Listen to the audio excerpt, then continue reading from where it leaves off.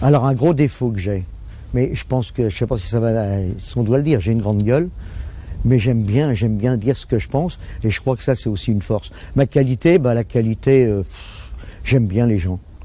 Un personnage, Jean Girard, indissociable de Magny-les-Hameaux, il s'y était installé en 1964. Depuis, il œuvrait à travers plusieurs engagements. Il avait des discussions qui étaient très franches, très directes, mais simplement parce que justement, il aime les gens, et il voulait que ça aille vite, que ça avance, que des problèmes d'injustice soient réglés très vite. Et là-dessus, il lâchait rien.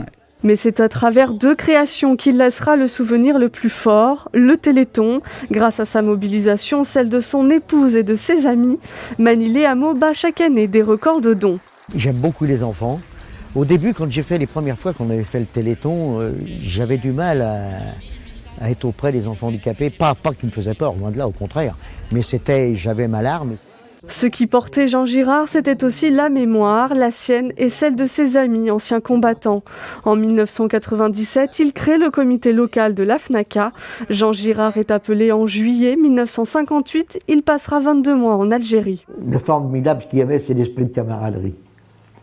Le matin, les gradés, on ne se saluait pas, on se serrait la main. Les gamins nous ont posé tout un tas de questions et tout, et on leur dit toujours à chaque fois, la paix, ne vous battez pas dans la cour de récréation, ne vous bagarrez pas, parlez, discutez, expliquez-vous, mais ne faites pas la guerre.